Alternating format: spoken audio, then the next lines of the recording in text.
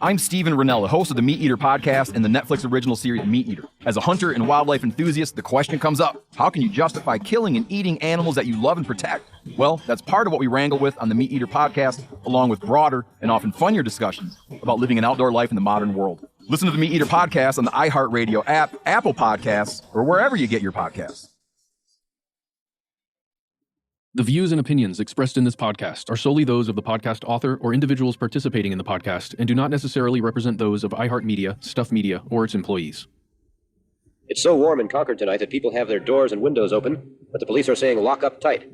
Sacramento's infamous East Area rapist may still be in town. He raped a 29-year-old housewife near the Ignacio Valley Shopping Center at 5:30 this morning. Her husband was tied up nearby and had to listen.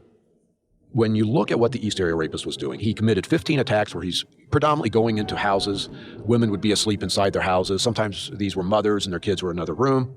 This is retired forensic scientist and cold case investigator Paul Holes. He spent over 20 years obsessively searching for the Golden State Killer, who was also known as the East Area Rapist, the Visalia Ransacker, and the original Night Stalker, one man thought to be responsible for over 50 rapes and a dozen murders in Northern California. And he would always have a ski mask on. He would go to these women as they're laying asleep in the bed, get them flipped over to where they're face down and tie their hands behind their back. As he's doing this, he's talking through clenched teeth and telling them, you need to do what I say or I'm going to kill you. He planned his attacks. He employed solid tactics. He often would approach the house from one direction and leave the house in a different direction. So if there were witnesses seeing him coming, they didn't see him going or vice versa. He would park his car many blocks away. During the canvass, of course, law enforcement is going out and talking to neighbors and, hey, did you see any strange vehicles parked out front? Nobody ever really saw his vehicle because it was parked so far away. So very tactically sound.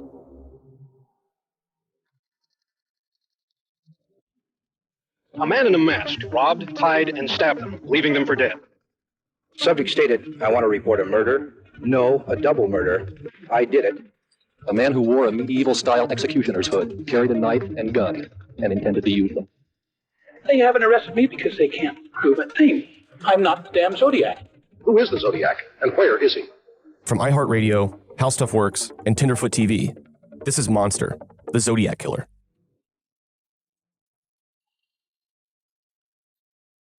How investigators solve cases is constantly changing with improved technology. The most recent game changer, forensic genealogy. The technique uses a mix of genetics and family trees. It's helped solve a growing list of decades-old cases. The capture of the alleged Golden State Killer has made forensic genealogy famous, and it's this case that's breathed new life into the hunt for the Zodiac Killer.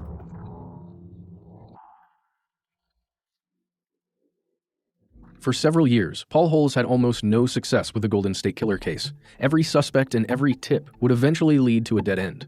It wasn't until Holes was working a completely separate case that ended up connecting to another case that he encountered forensic genealogy. Holes takes us back to the very beginning of that sequence, with the murder of Unsoon June. She was killed by her boyfriend, Larry Vanner. In February of 2017, this is that 5 months after my last prime suspect was eliminated. I'm in the doldrums, but I have a conference call on another case that I'd been involved with. It was a 2002 homicide, and an Asian female had been bludgeoned to death, buried underneath her house with kitty litter piled on top of her. We had always referred to it as the kitty litter case. And very quickly after this case, her live-in boyfriend, Larry Vanner, had been arrested. Larry Vanner was interesting in that we could never identify really who he was. Larry Vanner wasn't his real name. He had 10 different names, and we couldn't tell which one he had been given at birth. He had many different birthdays that he had given law enforcement over the years, different social security numbers. He was a mystery man. Then, investigators connected Larry Vanner to a different case, the Bear Brook murders. And it was on this case that Paul Holes learned how forensic genealogy could work. It was 2 55-gallon barrels, one found in 1985, another found in 2000. And one barrel was an adult female and a little girl, and the other barrel was 2 little girls. So that was a family that had been killed. But the other child in that second barrel wasn't related to this family. Well, through DNA, they showed that that other child was a biological child of Larry Vanner. And then ultimately, he's caught killing Unsoon June in 2002 in Contra Costa County. Amazing case. But I'm going, I got to figure out how this technique is done. And how can I use this to catch the East Area Rapist, aka the Golden State Killer? Forensic genealogy is a layered technique. At the base, it's a map of an individual's DNA profile. Private genealogy companies began selling personal genetic profiles in the early 80s. At the time, it was a niche market, but it's grown in popularity in recent years. One of these companies, 23andMe, now boasts around 5 million customers worldwide, so the team and I visited their headquarters to learn more about their product. My name is Kate Black. I'm the Global Privacy Officer and Senior Counsel at 23andMe. 23andMe is a consumer genetics testing service, so anybody can order a test online, spit in a tube. It's quite a large bit of spit. It takes about 30 minutes to fill up the whole tube. Send that off in the mail to one of our laboratories, and then within usually 8 weeks, get an account rich with reports and information about their DNA selves. Everything from ancestry, like your ethnicity breakdown, where your ancestors were from, as well as health and wellness related information like traits, how you may respond or react to caffeine consumption, and more of the serious health results like whether or not you have the genes associated with late onset Alzheimer's. Our mission is really to give people, full access to understand their genetics and their genetic self, and that absolutely requires an enormous amount of trust in us as a brand and a company. We take privacy very seriously. We want to make sure that we are not only upholding our own kind of ethical standards and privacy requirements, but also that we're meeting the expectations of our customers and understanding that they're not just a customer or data point, they're really a person with a variety of different things that may have brought them to us, and that we can fulfill that journey for them in a way that won't be surprising or unnerving or have unintended consequences. Around the same time 23andMe got its start, so did forensic genealogy. I think DNA is the most conclusive evidence we have at the moment. This is Colleen Fitzpatrick, owner and founder of Identifinders International. It's a company that uses DNA for a number of services, including finding missing persons and assisting law enforcement. If anyone knows about DNA, it's her. Well, I'm the founder of modern forensic genealogy. I wrote the book, and when I wrote the book in 2005, it created a revolution. It went forward into the forensic community itself to mean the application of genealogical techniques in support of the legal system. At first, I was having fun with the hobby side, identifying old photographs, helping people look at their records and squeeze juice out of them that they didn't know was there. But then, because of my science background, I started to be hired for some real cases, some really interesting cases. I was contacted by the Armed Forces DNA Identification Laboratory to help them identify a frozen human arm and hand in a glacier in Alaska. And that became the Hand in the Snow case, which I was very important in solving. And then from there, went into the Titanic baby and Amelia Earhart. Those kind of cases became, really more accessible and interesting with DNA developments. I worked about 75 cases in 30 countries, and I got almost all of them.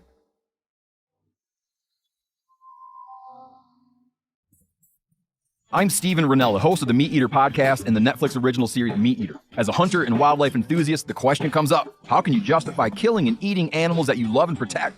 Well, that's part of what we wrangle with on the Meat Eater podcast, along with broader and often funnier discussions about living an outdoor life in the modern world. Listen to the Meat Eater podcast on the iHeartRadio app, Apple Podcasts, or wherever you get your podcasts.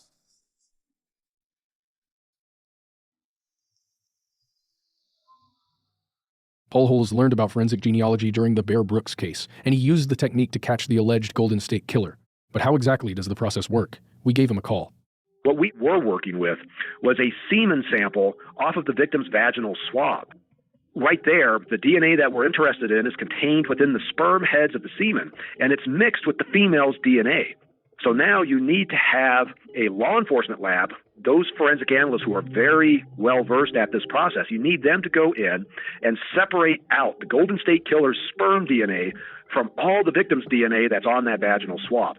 Once the Golden State Killer's DNA was isolated, it was sent to a private lab, and at the lab, a SNP profile was created. SNP profile, SNP, for single nucleotide polymorphism. Just basically a testing process that looks at hundreds of thousands of single points of DNA across the genome in order to kind of map the genome out in a partial way. Turnaround time can be anywhere from 2 weeks to 2 months, depending on the lab. Hull says it's still faster than some forensic labs, which can get caught in backlogs.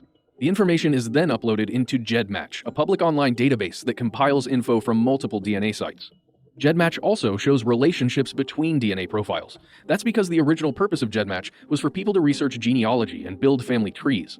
But since it's public, it also means law enforcement can use any of this data in their investigations.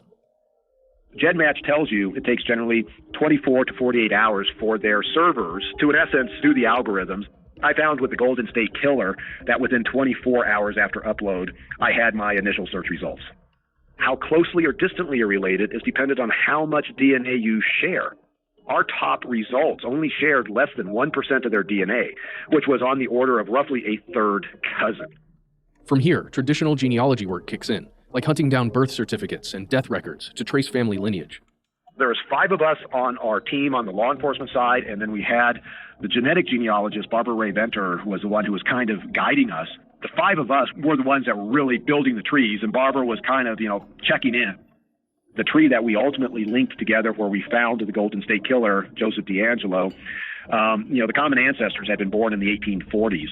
Once we started identifying all their descendants, that family tree very quickly grew to having well over 1,000 individuals entered into this tree.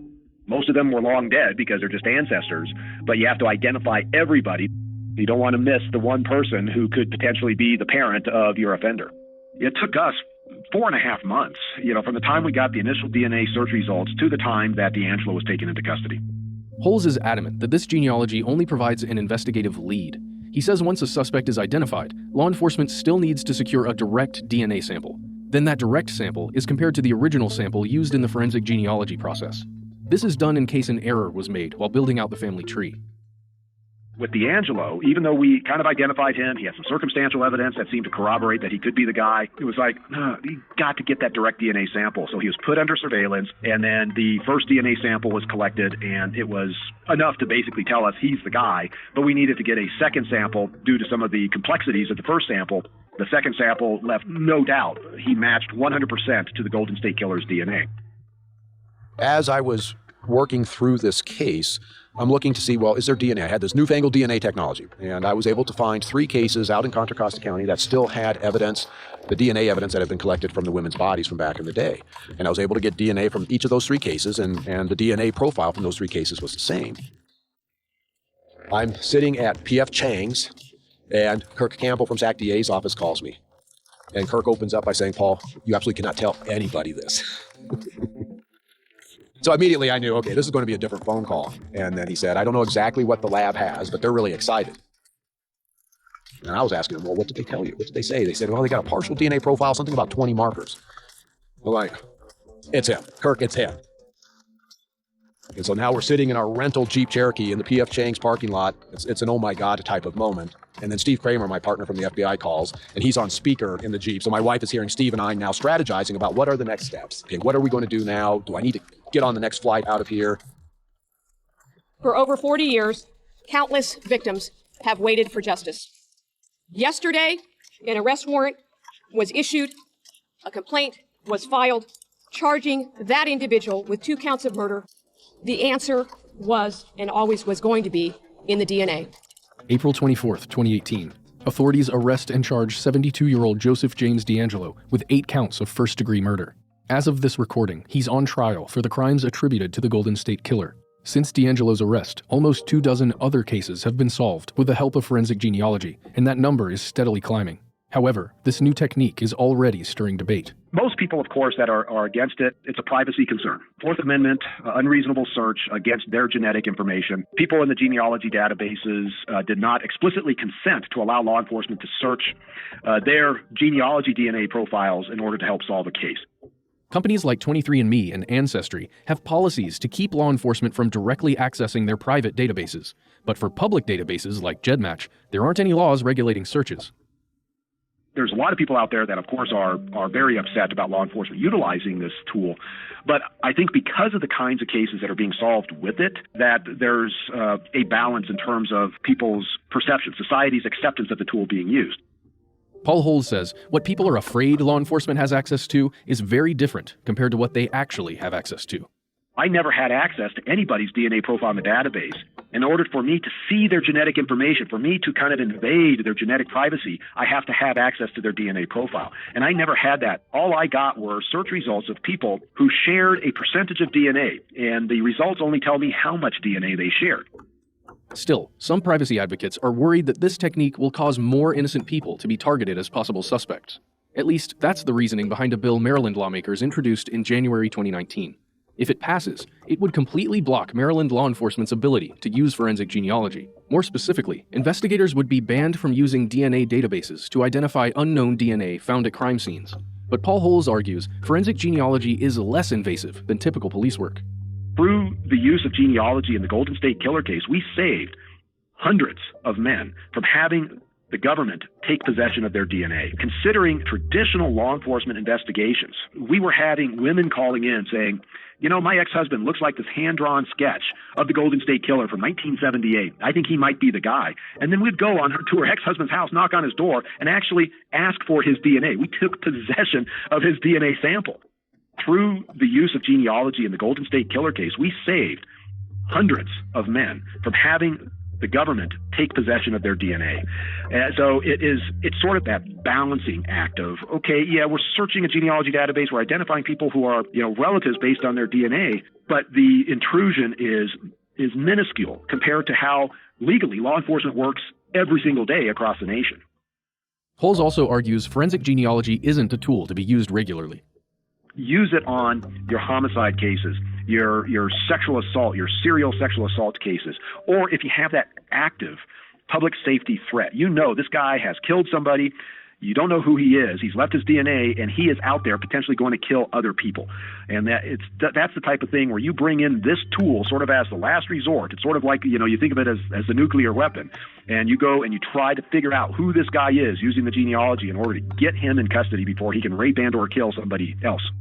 Holmes does see where concerns could rise.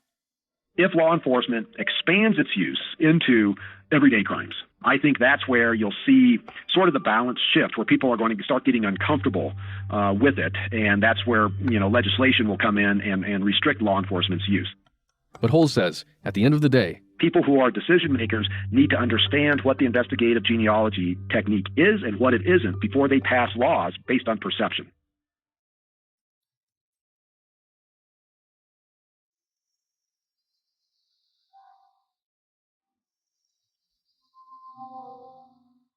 In the spring of 2018, confirmed Zodiac letters were sent to a lab for DNA testing. The hope was to pull enough DNA for a full genetic profile, and then use that profile for forensic genealogy. This isn't the first time law enforcement has turned to DNA for answers in the Zodiac case. The prime suspect, Arthur Lee Allen, died in August of 1992. Authorities seized that opportunity to preserve some brain tissue for further testing. This is Zodiac expert Michael Butterfield. Several years later, in the late 1990s, the San Francisco Police Department submitted suspected Zodiac communications to the crime lab for DNA analysis. According to retired Inspector Vince Repetto, DNA was found on a Zodiac communication, and that DNA did not match Arthur Lee Allen. Several years later, in 2002, San Francisco Police Inspectors Mike Maloney and Kelly Carroll submitted suspected Zodiac communications to the crime lab for further DNA testing. Dr. Cindy Holt of the San Francisco Police DNA Lab examined the Zodiac letters and envelopes, and she stated that a partial genetic profile was found on an envelope sent with a Zodiac communication in November of 1969. According to Holt, that sample was sufficient to exclude suspects, but not sufficient to positively identify anyone. However, some critics didn't believe law enforcement had found a partial DNA profile. They believed it was all for show. I was shown the DNA profile that they obtained when I went out to San Francisco PD at one time. So I saw what they actually got. So they did get a low-level DNA profile. But Hull says there were other concerns as well. There's no confidence that you could say it was actually the offender's DNA. If the Zodiac, for example, licked the stamps, licked these envelope flaps of the letters that he sent in, why can't they get his DNA? But you also have to be concerned about, well, whose DNA is actually on those items. They're sent in after the fact. They're not present at the crime scene where you know the offender was at. I had, an old-time Vallejo detective. He had some involvement in Zodiac back in the day. He goes, yeah, I remember growing up, as a kid, going into the post office to mail a letter back in the late 60s, and you'd hand the guy an open envelope, and he would lick the envelope, and he would lick the stamp. Well, who's to say that didn't happen with these particular envelopes and stamps that were sent in, right? So how can we say for sure that if they do get DNA from these secondary or peripheral items of evidence, that it's actually Zodiac DNA? I would have greater confidence if they get the same DNA profile from multiple items like that. Then it looks like it's probably the originator of that evidence versus a secondary person that handled that evidence. I sure would like to see primary evidence in the Zodiac case produce a DNA profile. Well, with DNA, you never know. You just never know. And you never know the power of what your testing is. But if it's kind of a degraded or low-level sample, you can be surprised. This is Colleen Fitzpatrick again. One of the cases she worked on was the so-called unknown child of the Titanic. We had to do multiple rounds of testing on that. We really didn't have a lot of DNA to start with. And at the end, somebody told me, or my understanding was, there was enough DNA for one cell of that child's body left. And that's what did the trick. So that was using 90-year-old DNA that had been in the ground in Halifax, Nova Scotia, and had been exposed to acid rain for as long as that's been around. And yet there was enough DNA in that baby, a baby's body, to make the identification. Here's another example of degraded and contaminated DNA that was still usable. We had Buckskin Girl under the DNA Dope Project. That was from a blood sample that was 37 years old. It had been doped with heparin to keep it from coagulating, and it had not been refrigerated for 37 years, and it worked like a charm. So, when you don't think it's going to work, it does. So you never can tell with DNA. And with the Zodiac and the stamps, you never can tell. It's worth trying. We wanted to know more about these stamps. Does a small amount of saliva typically provide a good DNA sample? That's a really interesting question. I don't think there's enough data in recent months to say one way or the other. I'd say a definite maybe, because again, you never know. I know I had talked to a lab extensively at one time about somebody will grab a coffee cup, can you get the DNA off that? Basically, they said that's a low probability, high risk. Whereas if you had DNA like from fingernails or under fingernails, that was a higher chance and a lower risk. And I think this stamp is probably medium because you never can tell where the stamp has been. As Paul Holes said earlier, it takes more than DNA for these cases to be solved. But I'd like to point out that nobody is really just convicted on DNA evidence. Even if the DNA matches, there's other things that come in, like, was the guy in that area? Did he have a criminal record? Did he leave fingerprints? Is that his shirt? Is that his tennis shoe size? There's a lot to it. It's not just DNA. Now at 11, the new hunt for the Zodiac killer. Tonight, Bay Area police may have found the key to finally cracking the case. Good evening, I'm Elizabeth Cook. And I'm Ken Bastida. First, the suspected Golden State killer. Could the Zodiac killer be next? KPIX5's Andrea Borba joins us from the newsroom with the decades-old evidence getting new attention tonight. Andrea? Well, Ken, Elizabeth, the Zodiac killer is responsible for at least 5 murders in the late 60s and early 70s. Tonight, the case that was considered all but unsolvable may have new legs.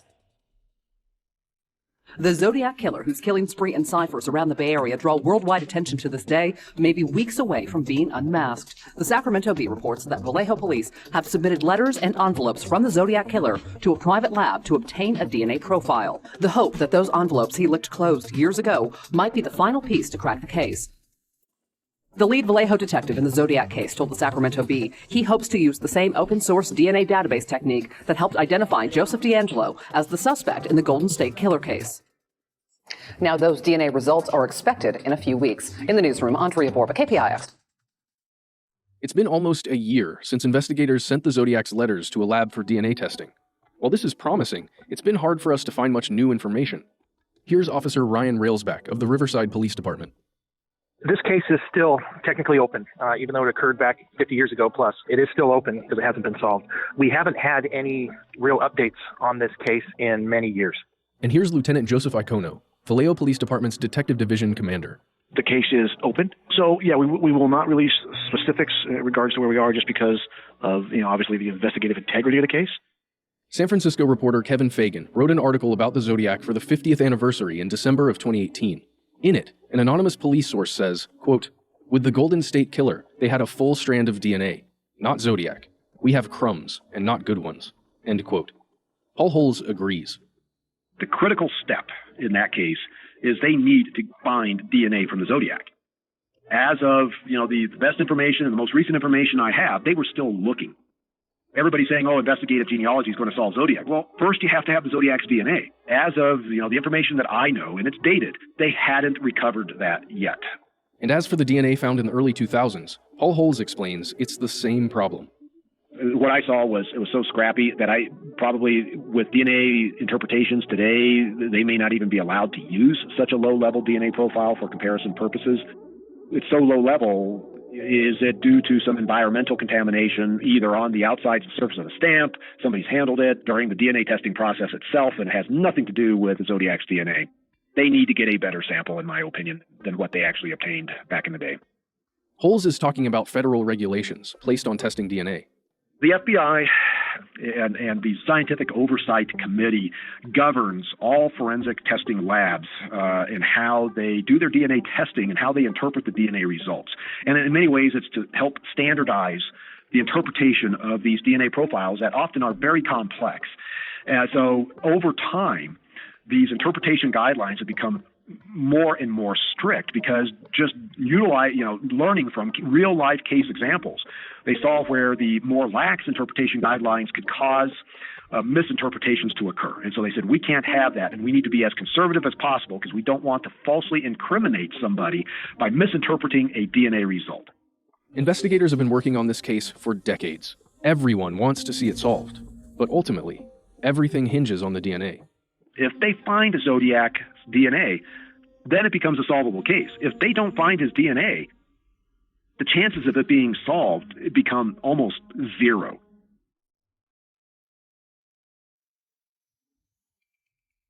Next time on Monster, the Zodiac Killer. And of course, there's been theories over the years that they invented the Zodiac to sell more newspapers. Sent a letter to the paper. He said, to prove that I'm who it was that killed him, I'll tell you only things that I know and the police know. But if you go through and read the police reports, it's almost word for word verbatim on what the police said in the police reports and exactly what I heard the police say on the radio that night. Popular culture about serial killers is not dedicated to making us ask difficult questions. Instead, it gives us easy answers. That's what we find appealing about it. There's nothing fun about murder. And, wacky ciphers and letters that, taunt and say, I like hunting the most dangerous game. Yeah, great. Guy belongs in freaking prison. If I could go back and give myself some advice when I was first starting out, be skeptical of everything. Monster, the Zodiac Killer, is a 15-episode podcast produced by iHeartRadio, How Stuff Works, and Tenderfoot TV. Donald Albright and I are executive producers on behalf of Tenderfoot TV, alongside producers Meredith Stedman, Mason Lindsay, and Christina Dana. Jason Hoke is executive producer on behalf of How Stuff Works, along with producers Trevor Young, Miranda Hawkins, Ben Kubrick, and Josh Thane. Scott Benjamin provides additional voice talent. Matt Frederick is our host. Original music is by Makeup and Vanity Set. If you haven't already, make sure to check out the first season of Monster, called Atlanta Monster, about the Atlanta child murders from the late 70s to the early 80s. Download the 10-episode season right now.